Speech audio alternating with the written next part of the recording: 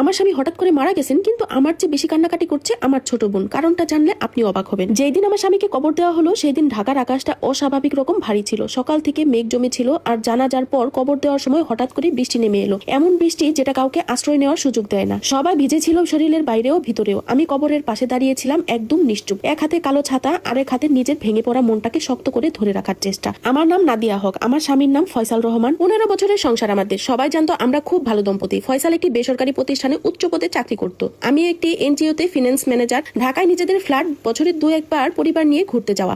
সব মিলিয়ে আমাদের জীবনটা ছিল অনেক আকর্ষণীয়। ফয়সালের বয়স ছিল 42। সে মারা গেছে হার্ট অ্যাটাকে কক্সবাজারে অফিসের একটি ট্রেনিং প্রোগ্রামে গিয়ে। অন্তত সবাই আমাকে এটাই বলেছিল। কবরের ঠিক পাশে আমার ছোট বোন মিথিলা হাউ মাউ করে কাঁদছিল। কান্না বলা যাবে না, এটা ছিল চিৎকার, হাহাকার। সে কবরের উপর ঝাঁপিয়ে পড়ে বারবার বলছিল, ফয়সাল ভাই আমাকে রেখে গেলেন কেন? লোকজন ফিসফিস করছিল, অনেকেই অবাক হচ্ছিল, বউ রেখে শালীর এত কান্না কিসের, কাহিনী কি?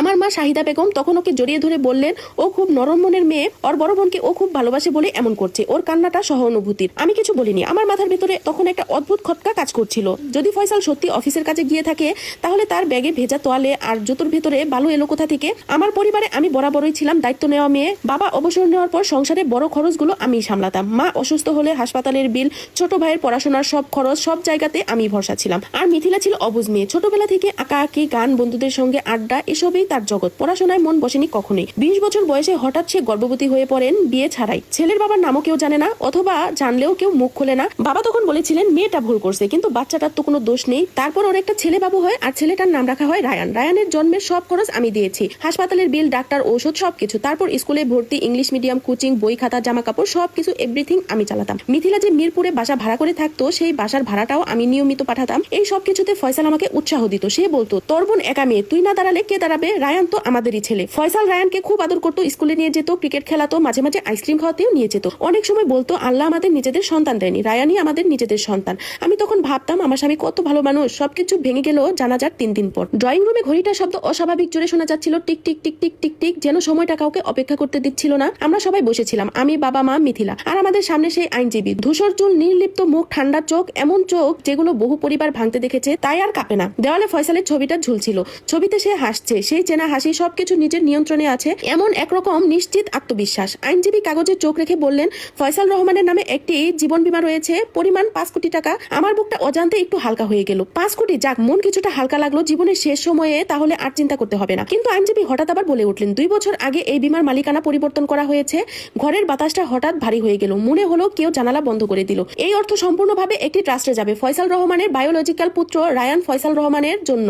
1 সেকেন্ড, 2 সেকেন্ড কেউ নিঃশ্বাস নিল না। আমি ধীরে ঘাড় ঘুরিয়ে তাকালাম রায়ানের দিকে। 6 বছরের একটা ছেলে আমার বোনের কোলে বসে আছে, কিছুই বুঝে না, কিছুই জানে না। তারপর আবার তাকালাম দেওয়ালের ছবির দিকে। একই চোখ, একই ঠোঁটের বাঁক, একই কপালের ভাঁজ। সত্যটা তখন পরিষ্কার হয়ে গেল। আমি অন্ধ ছিলাম না, আমি শুধু বিশ্বাস করেছিলাম। ও ওর ছেলে। আমার গলা কাঁপছিল, শব্দগুলোর জন্য আমার মুখ থেকে বের হলো না।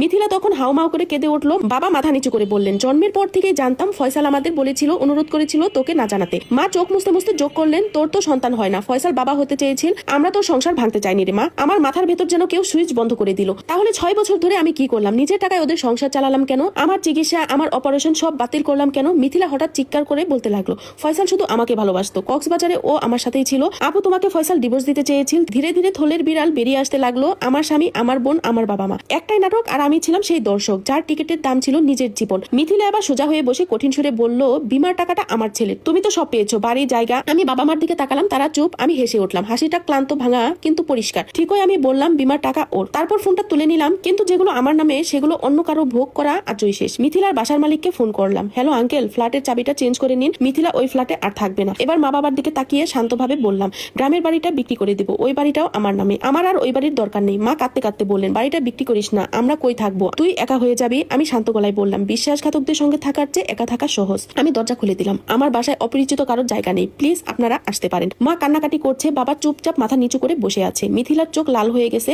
রায়ানকে আঁকড়ে ধরে সোফার মাঝে বসে আছে, কিন্তু আমার কারোর জন্য মায়া হচ্ছিল না। আমি এবার কঠিন স্বরে সবাইকে বের হয়ে যেতে বললাম। মিথিলা উঠে দাঁড়িয়ে বলল, যাওয়ার আগে আমার কিছু বলার আছে।